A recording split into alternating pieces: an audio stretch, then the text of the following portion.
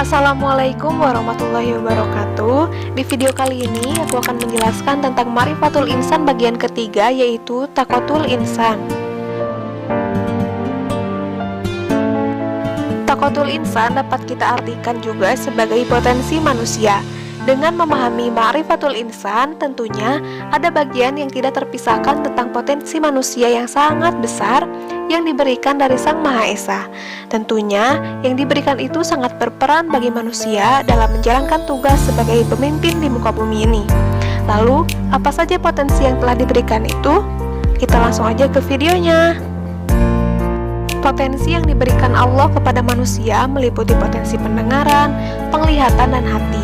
Sebagaimana dengan firman Allah dalam Quran Surat Al-Mulk ayat 23 yang artinya, katakanlah dialah yang menciptakan kamu dan menjadikan bagi kamu pendengaran, penglihatan, dan hati, tetapi amat sedikit kamu bersyukur.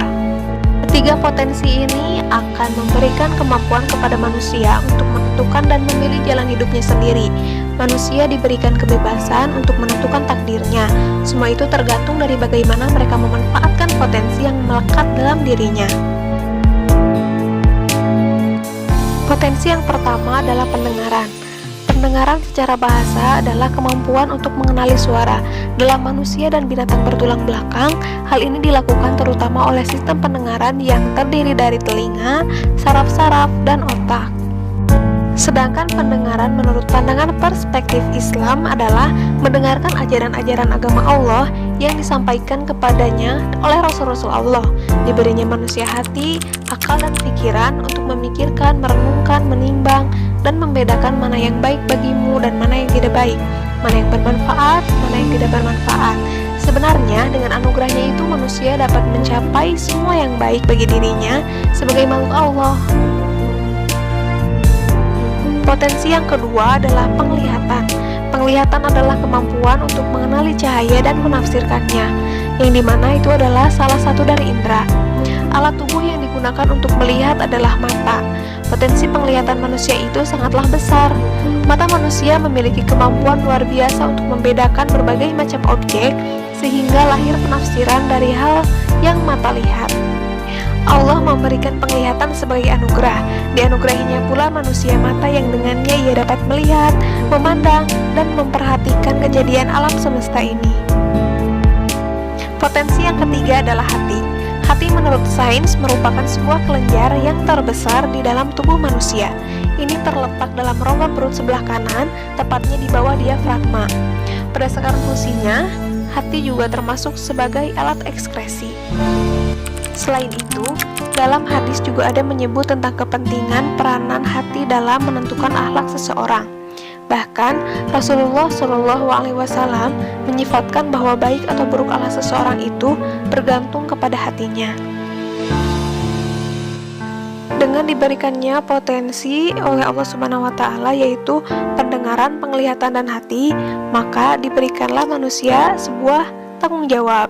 Di saat memikul tanggung jawab tersebut, ada dua pilihan di hadapan manusia. Yang pertama, apakah manusia itu akan menindaklanjutinya dengan amanah atau dengan khianat? Yang pertama adalah sikap amanah. Sikap amanah merupakan sesuatu yang dipercayakan untuk dijaga, dilindungi, dan dilaksanakan. Mereka yang memilih sikap amanah di dunia ini akan dianugerahi kehormatan al-khilafah atau kepemimpinan. Berbicara tentang khilafah, ada beberapa hal yang harus diperhatikan oleh manusia. Yang pertama adalah manusia bukan pemilik yang hakiki, melainkan karena pemilik yang hakiki adalah Allah Ta'ala. Kedua, manusia harus mengembannya sesuai dengan kehendak pihak yang mewakilkannya, yakni Allah Ta'ala.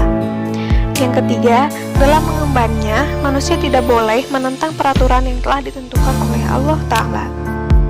Sikap yang kedua adalah al-khianah. Bagi manusia yang memiliki sikap khianat, maka Allah Ta'ala akan mengazab dan menghinakannya. Na'udzubillahi min dzalik.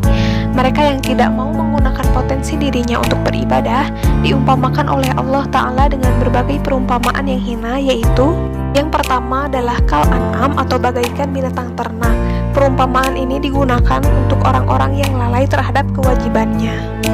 Yang kedua adalah al-kalbi atau bagaikan anjing. Perumpamaan ini digunakan untuk orang-orang yang mendustakan ayat-ayat Allah. Yang ketiga adalah al-kirdi seperti monyet dan al-khinzir seperti babi, yang dimana merupakan sebuah kutukan bagi orang-orang yang meninggalkan kewajiban dalam beribadah. Yang keempat adalah al-khasabi atau seperti kayu, yang dimana diperuntukkan untuk orang-orang yang munafik. Yang kelima adalah kal hijaroh atau seperti batu, yang dimana diperuntukkan untuk orang-orang yang memiliki hati sekeras batu. Yang keenam adalah kal himar atau seperti keledai, di mana diperuntukkan untuk orang-orang yang tidak mau mengamalkan isi kitab Allah. Yang ketujuh adalah kal ankabut atau seperti laba-laba. Perumpamaan ini digunakan untuk orang yang berkhianat kepada Allah Ta'ala, yakni mereka yang berbuat musyrik. Oleh karena itu, potensi pendengaran, penglihatan, dan hati yang telah dianugerahkan oleh Allah Ta'ala kepada kita harus dimanfaatkan dengan sungguh-sungguh untuk menjalankan amanah, sehingga Allah Ta'ala akan memuliakan kita di dunia dan di akhirat. Sekian yang dapat aku sampaikan mengenai Taqwatul Insan. Semoga bermanfaat. Maaf apabila ada kekurangan dan kesalahan, karena kesempurnaan hanya milik Allah semata. Wabillahi taufiq wal hidayah. Wassalamualaikum warahmatullahi wabarakatuh.